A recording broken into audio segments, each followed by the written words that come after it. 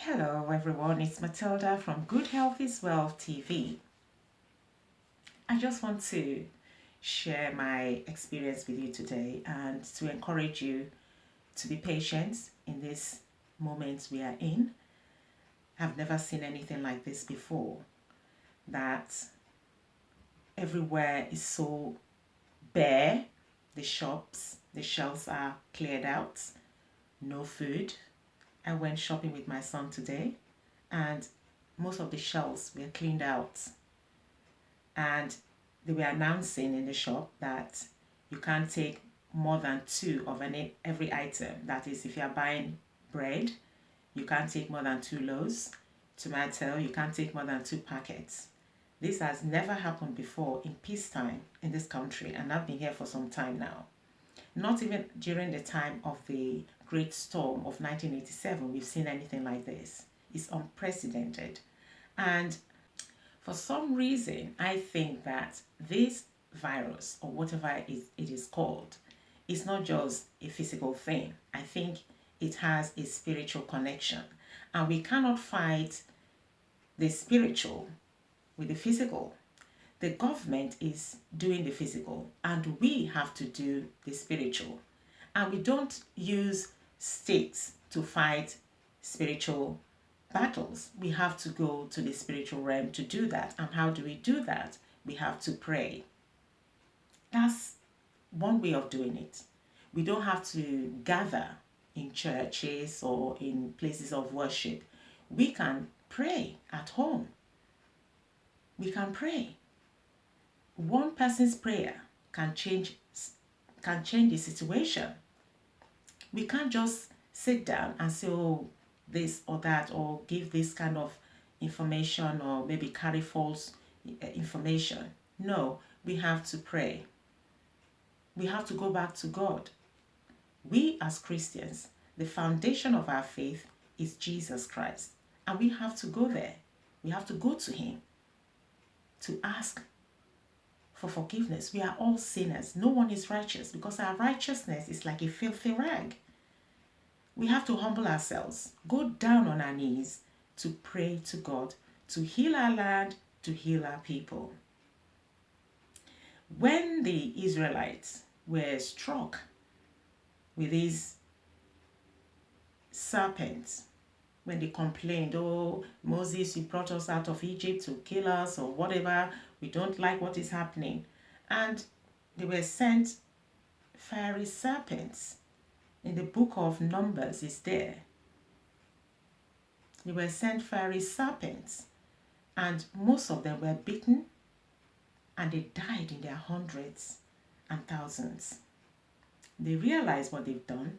They asked Moses to intercede for them. He did, and God forgave them. And he instructed Moses to make a bronze serpent put on a stick. Now, anyone bitten, look at that image and they'll be healed. And that's exactly what happened. The image, our image today for healing, is Jesus Christ. That image on the cross, the crucifix. So we have to go back to Jesus. For Christians like me, we have to go back and pray. And this virus, or this situation, kind of makes me think that human being as a race, we are just vulnerable. So vulnerable that something so tiny like this could be causing so much havoc. Schools have closed down. No food in the shops. Nothing. Oxford Circus that has been bustling with life. Today, no one is there. Everywhere is dry. Good health is wealth. With all the wealth in this world, in this country, look at what is happening now. We cannot put physical cash in the pot, cook and eat. We have to exchange it for food, goods, and services. But those services are all shutting down. No food in the shops. And schools are now out. GCSEs cancelled. What next? All I have to say is that we have to be patient, listen to the advice given to given by the government, and we have to do our own in the spiritual battle.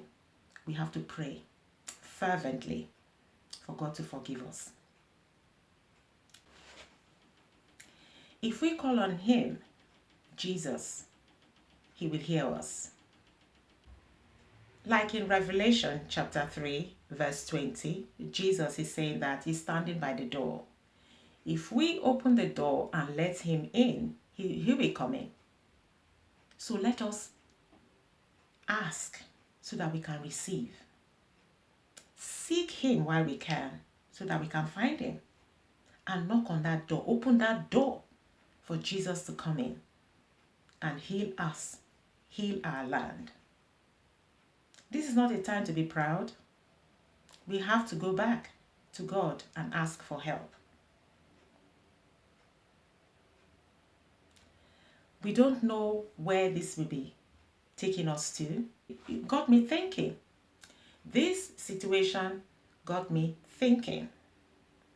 If God says this is the end of the world, where would we go? Where would we go? There are so many people who have been given the opportunity to have this massive wealth. They don't even know how much they have. The money just lying in their bank account. People are suffering, no food. People are homeless. What have they done with that wealth, that fame and fortune? Have they really touched lives? So when we go, if this is the end and we go, what are we going to say? Where are we going to end up? In hell or heaven? These are things we have to self-reflect. I think God wants us to self-reflect now to say, you say you want to handle these things yourself. You want to handle things yourself. You think you know everything. Let's see how far you can go without me. It's a way of self-reflecting. We have to now go back. For us as Christians, go to God through Jesus Christ. For others with other faith, they have to go back to their gods. And for those atheists and those who don't have faith, they have to think again. Where would you go if this is the end? I'm not trying to condemn anyone. I'm not trying to tell people what to do. But we have to be critical and objective now. Because this might just be it. Those people that are affected are human beings like us. We have to show empathy. But it's so surprising that some shop owners are using this crisis to exploit vulnerable people, hiking their prices and trying to say, oh, this is business. This is not business. This is sheer wickedness. No one is immune from it. What if you collect that money that has already been tainted with this virus and you fall ill and maybe don't make it? Where will you take your wealth to? You're going to leave everything here. It is just like the parable in the scriptures about the rich fool who tore down his barns and built bigger barns to store his harvest. Instead of sharing it with other people, he tore his barns and built bigger barns to say, okay, now that I've got everything, let me sit down and enjoy. We know what happened because God said, you fool, today your soul is needed. He died and left everything with all his barns and everything. He didn't take anything with him. So this is a way of God trying to speak to us. What have we done? Have we been able to use our talents, our gifts, our wealth, our fame and fortune to help people, to touch the lives of people who really are in need?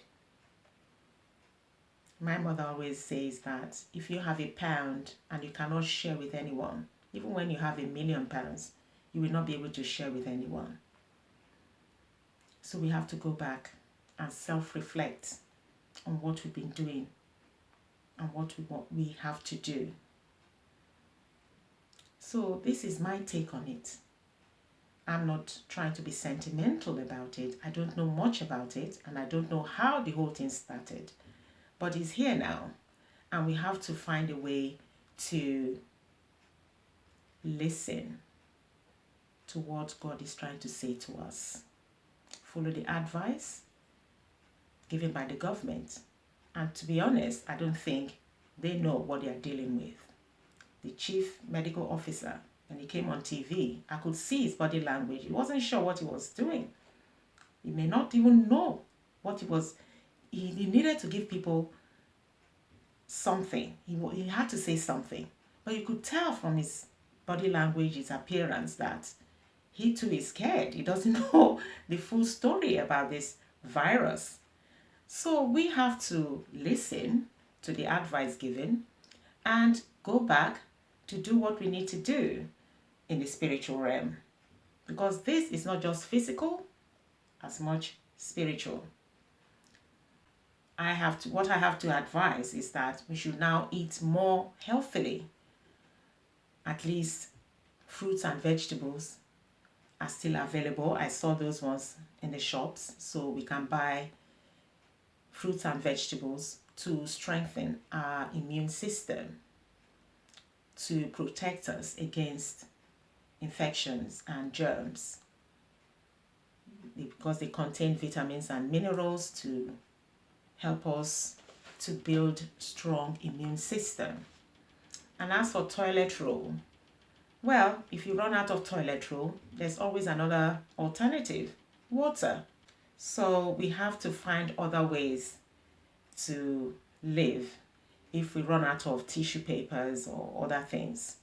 And we should maybe eat more grains and wholemeal foods like beans, rice, potatoes, which are available. Those foods are available in the shops, but try and avoid eating meat, dairy products, and all those kind of foods. At least for now, anyway. That's my take on that. So I hope we all stay safe and well, so that by His divine grace, He's going to protect us throughout this period. We will never work in vain, and we will never go before our time. We are protected under the shadow of His wings, according to Psalm 91. And I wish you all a safe period this time. Please don't forget to subscribe, like and share. Leave your comments. Thanks for watching. I'll see you soon. God bless. Bye-bye.